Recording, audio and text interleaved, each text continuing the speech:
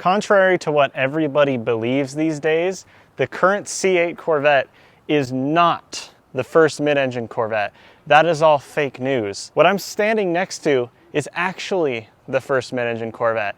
And unlike what every Corvette guy will tell you at a Cars and Coffee event, this one is actually rare and special because it is the 1988 35th anniversary edition, of which they didn't make that many, especially with the 4-speed manual like this car. They made something like 400 of them. Let me confess to something. I have always been, despite all the BMWs that I drive, the European cars that I'm around, I have always fundamentally been a Corvette guy since I was a little kid. It's kind of an interesting story. The C4 was in development for so long that it actually delayed Corvette production by a single model year. So Corvette went from 78, 79, 80, 81, 82, but there was no 1983.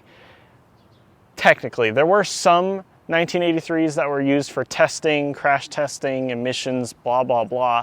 And I think only 1 or 2 survived today. And in 1984, that's when C4 production actually officially began, with a carryover engine from the C3 called the Crossfire, which people called the Ceasefire because it was utter piece of garbage and never worked properly. In 1985, they dropped the L98 V8. The L98 brought a huge power increase up to 235 horsepower, which for a Corvette these days is laughable, but back then there was a lot of emissions, a lot of crap that companies were dealing with. It was very hard to make a performance car that had any sort of power that also followed emissions laws. The Europeans figured it out before the Americans did, let's just say that. But 235 horsepower is a good thing because it means you can actually use the car for all it's worth. Try taking one of these and a C8 Z06 out for some fun on public roads and see which car puts you in jail first, and you will understand my point. You can ring one of these things out, have fun with it, and not get in trouble because you're perfectly within the speed limit. Again, this is a 35th anniversary edition car, which means it has some special white paint, white accents, things inside and out. The seats are white, the steering wheel's white, the wheels are white. It's definitely distinctive. If you know what you're looking for, you'll be able to spot it really easily. That badge on the front looks a little bit different. These badges on the side of the hood are special. To the left, there is the original badge from the C1 Corvette of 1953, and that's really cool. And all the way over to the right, it says 35. Later, there were more improvements to the C4. The C4 ended up lasting for 12 model years before being replaced by the C5. Corvette people tend to look down upon the C4 because of how little power it had compared to the C3, early C3s, not later ones, and the C5, C6. People say that this Corvette is just nothing special. It's the cheapest Corvette for a reason. People don't generally like it, but I'm here to tell you that that's wrong. From the perspective of somebody who has only ever driven one Corvette, which is this, that means you should definitely listen to my opinion. Before we move on, some of the diehard Corvette fans who haven't been angered and pushed away from the Corvette guy jokes that I just made in my last section, who are still here watching, will be curious to know, if they don't know already, what sets this 35th anniversary edition Corvette apart from a standard 1988 Corvette. Now, there's nothing mechanical that sets this car apart from a regular Corvette. It's still subject to the same options like the Z51 package, which is basically track performance upgrades, like a much stiffer suspension. This car, thankfully, is much softer, much flobberier. What's obvious on this 35th anniversary edition is the bright white paint all over, including on the wheels. So it's white body, white wheels. These wheels were only available, from what I've heard, they were only available on 1988 cars. I think they're called salad shooters. I'm not totally certain about that, but yeah, salad shooter wheels, white bodywork, also a white interior, white seats, and a white steering wheel. I'm not a big fan of the look of the white on the steering wheel. Also, because it's white, it shows imperfections a lot better, unless you put white duct tape over the seat, which I didn't notice the first time I saw this car until I looked at pictures later, so it fooled me. On the C4, you could get a glass roof or an opaque roof. This one is a glass roof, which I'll go over in a little bit of detail how to remove it and put it back in. Let's just say you wouldn't want to be caught in a severe rainstorm all of a sudden in a C4. It's not exactly a pull it out, put it in and it latches in place kind of deal like a lot of Targas are. You know it's a bad sign when you buy your Corvette from Bob down at the dealership and he hands you this for your top. You might want to check the weather forecast before you go out, especially since if this roof is removed, you can, in fact, stuff it in the hatchback there. You should hope that you have nothing else to carry with you, because when this roof is in the back here, it takes up pretty much the entire thing. I'm sure you could fit some New Balance shoes underneath or something like that. Maybe your Corvette hat could go on top. Now, immediately what you're thinking is this isn't very practical because you have such a high load lip with paint and things. You know, your lawn chair could probably scratch this up a little bit, which isn't what you want. And that's because the fuel door is right here, which when you come from modern cars like I do, that is very strange. But a lot of older cars, including the C3 Corvette, had a weird fuel door situation, especially in America. When the roof isn't back here, it is actually quite a large cargo area and you could easily fit some suitcases and things back there. There are 2 locking storage cubbies in there if you don't want to put something in there and have it immediately melted by the sun because it is quite hot. They're not very big, but they're useful if you need them. Overall, it's okay. This is the first 2-seater car that I've reviewed, so there is no back seat portion, unless this supposed Corvette electric SUV actually hits the market, in which case I will be going to the store, buying a pitchfork and a torch and a flight ticket to Bowling Green, Kentucky, where I'll make my opinions and thoughts well known. The C4 is notorious among Corvette people for being kind of difficult to get in and out of because this sill is quite high up. So getting in, it can be a little bit tricky. So let's just go over the method here. Stick one leg in there like that, and then I pivot like that, show you my butt as I slowly just lower myself down into the seat. Yes. And once you sit down in the seat, you realize a perk of old American cars, which is the fact that this seat is so comfy and pillowy. Kind of feel like you're just sitting down in a beanbag or something. You sink down a little bit, and it's very comfortable if you're, say, a bit older, like the typical Corvette owner tends to be. Yeah, it definitely is comfortable in here. I'm 6'3" and I have enough room. In the center here, since there's no glove box, there is a locking center console lid right here. And it's definitely very high quality. Okay, well, it is missing some screws. I don't know, you could maybe fit your New Balance hat in there. When you look on the underside of this center console lid, you see a bunch of numbers on a sticker. These are your option codes that the car was originally spec'd with, and this is where you can find, did I get a deal? Did I get a 1 of 200 special edition Corvette with yellow paint, automatic transmission, blah, blah, blah. This is where, when the guy at Cars and Coffee is talking up his car, this is where you can go and fact check him and make sure. Now let's just work this expertly engineered American plastic into place.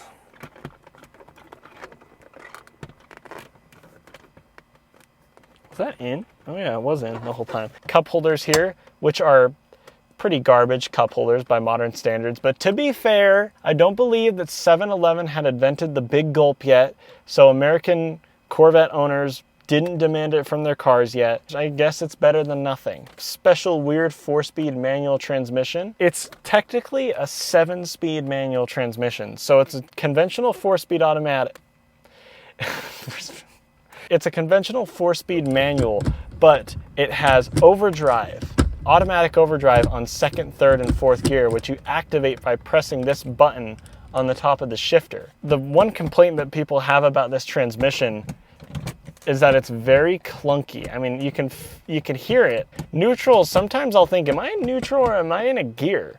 It's that clunky and mechanical feeling. In 1989, the year right after this car, they swapped out this clunky, weird, complicated manual transmission for a conventional 6-speed manual, which they had to have something weird with it. It has a shift lockout system where you have to be really going at it for it to actually let you downshift. Otherwise, it'll lock you out to save fuel. kind of a little weird. We'll talk more about this when we drive it on the road in a minute. This weird sticking out panel right here is nicknamed the bread box. Wonder why, because it looks like a bread box. It's basically like a prehistoric version of an airbag. It's not as safe as an airbag, but it's better than what the driver who paid for the car gets, which is hard plastic steering wheel to break their skull open on in a crash, whereas the passenger princess gets a much softer cushion. The Corvette did get a full interior facelift in 1990, which is weird because it got the 1991 through 96 interior, but the 1984 to 1990 exterior. Outside, it stayed the same. This leads us to these switches here, which leads us into this awesome, super cool digital 80s gauge cluster. Now on the left you have your speedometer. The numbers on the speedometer went up to 85 miles an hour because, well, I think for two reasons. The first reason is because that was the American federal law of the time. American cars could only have their speedometers go up to 85. I can't remember why. Reason number two is 85 miles an hour on a speedometer was really all you needed on the 84 Corvette with the Crossfire V8. Sorry. There's even a shift up indicator light that shines when the car is telling you, hey, shift up if you want to save some fuel. I mean, this is all stuff that we take for granted in today's cars, but back in the 80s, this was some pretty impressive stuff. I didn't live in the 80s, but I would imagine that this would have blown my freaking mind if I had just come out of like a 78 Buick and then got into here and it was like, whoa, we're in the 21st century now. The 1980s Nissan 300ZX had a similar setup, but I'm sorry, this one's way cooler looking. I know that the 93 and up Corvettes got 300 horsepower and blah, blah, blah. They're much more reliable, easier to drive. And I do want a C4, but I think I'm gonna have to go for one of these I'm not kidding, just because of these digital gauges. They look so fantastic. They do look out of date, but in a really vintage, cool type way. Right here, you have your headlight switch and you're thinking, okay, so what?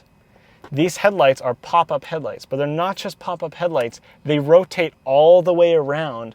I think there's some engineering reason, packaging underneath the hood, or aerodynamics. There was a good reason that they had to do that, but come on, they did it because it's cool. That's most of the reason. I'm sure they could have engineered another way around it, put fixed headlights on it. No, it's just cool and high-tech looking, and I absolutely love that. We are about to embark on the longest hood opening section of any one of my videos, because in any other car, the hood is just a flat panel. You pull on a latch, it opens like this, and you're good to go. So I never really include it because it's not that interesting. But in this car, it's a little bit different. Let's let the car do the talking. So the entire thing, the entire thing opens up. You can see that the hood on this car is just basically the whole front of it. It's like an entire clamshell thing. It opens up revealing not just the engine, but the headlights in their hidden state, which are faced right back at you. And I guess it's pretty easy to work on because you can just rest on the tire as long as you don't mind getting a little dirty. The tire's right there, so I imagine the suspension's really easy to get to. Yeah, it's just weird, isn't it, how this whole thing, I mean, no other Corvette does this. And you look and it says, tuned port injection, which is another cool 80s phrase for describing what is a 240 horsepower 5.7 liter V8. These engines are known for being relatively reliable, having some issues, but not nearly as many as you'd have to put up for 200 horsepower in a Crossfire 84 Corvette. This is definitely an improvement. Here's another thing, is that earlier I said that this is the first mid-engine Corvette, and you're saying, well, Topher, you're an idiot. The engine is clearly in front. Well, technically, it's a front mid-engine car where the engine is still between the axles, but it's in front of the driver. Basically the exact same setup that the Mercedes SLS AMG has. Yes, it helps weight distribution, all that stuff, but you never see it because in order to have an engine fit behind the front wheels but in front of the passenger compartment, you need a really long hood for that. So that's why most car companies don't bother with that, including Chevrolet now, because the Corvette has the engine behind the driver. It depends on how you define a mid-engine car.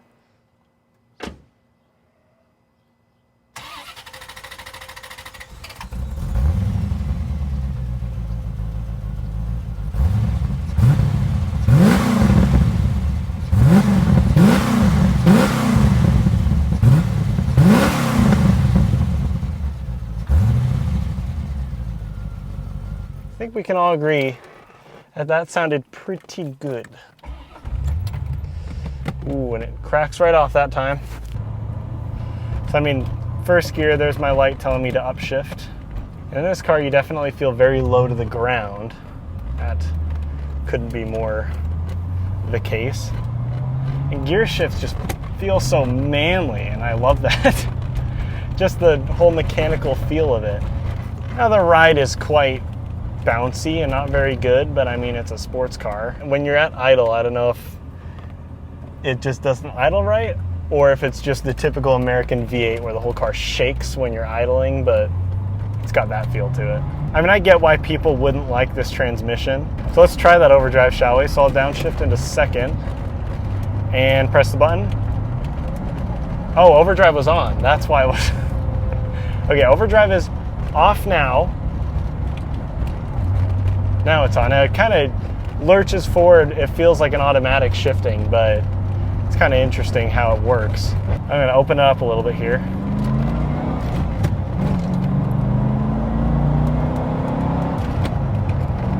You can't run through the gears in a modern Corvette like that and not get in trouble, right?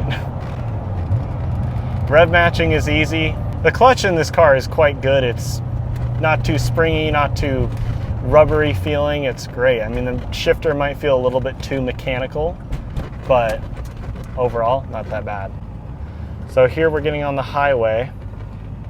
I'm gonna floor it in second. We're at 1,000 RPM.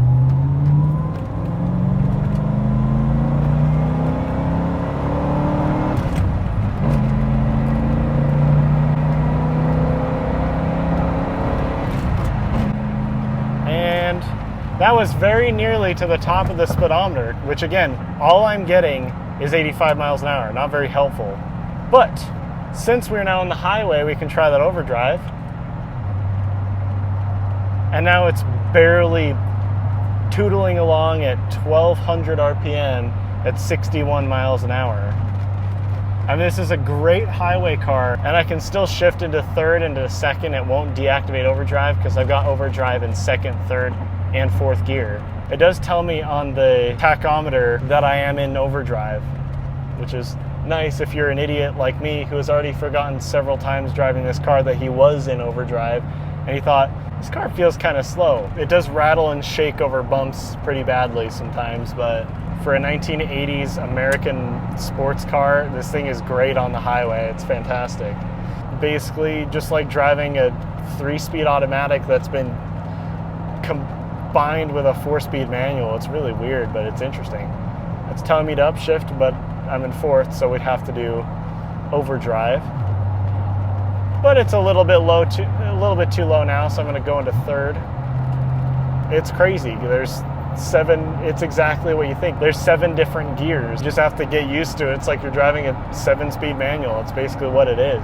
The steering isn't very good, but the car seems to be quite composed pretty well through turns.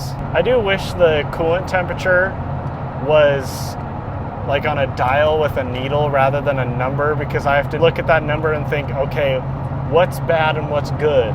It's at 207 right now. I think we're fine. I'm gonna have to go home and search up how hot can coolant get before it blows your engine. Would research that if you don't know before you drive one of these. I will say there is a lot of wind noise. That is a definite complaint that you could have.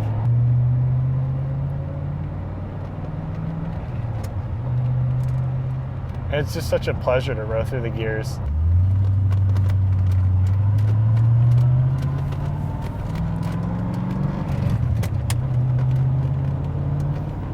It's starting to smell a little bit. Oh yeah, the coolant temperature is steadily rising, but despite that, I'm enjoying it. That's a little bit high. Coolant temperature is just starting to drop. I don't want to take my chances. I never thought when I drove a C4, you know, you think when you're driving a C4, sunglasses, journey on the radio, going down the highway, you never think, oh, but I'm going to be studying the coolant gauge, the coolant temperature number for the whole time. Want me to upshift? I will respectfully decline because I am on a mountain road.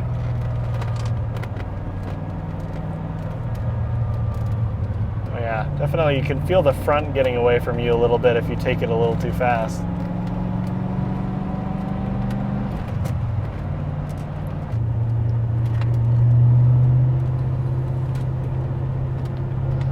Yeah, it rolls a little bit.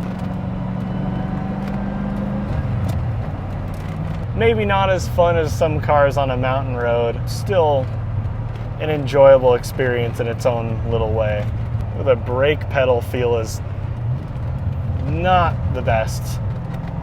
Feels quite spongy. It not very confidence inspiring. Again, I'm judging this as if it's a new car. It's not, but so just things that you notice, you know?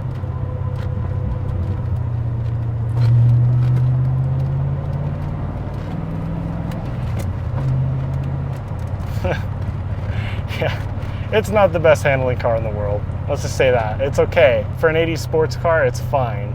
But I don't think any cars offer this combination of 80s tech, 80s styling, 80s feel, the sound of the V8, the look of the whole car. And how much do these things cost? Like $10,000?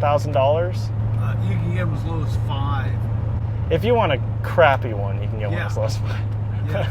If you want an 84 Corvette with an automatic, doesn't run very well, you can easily get it by.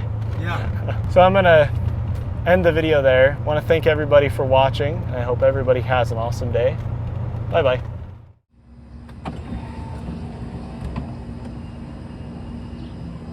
That one's not coming. You have to go help it by hand.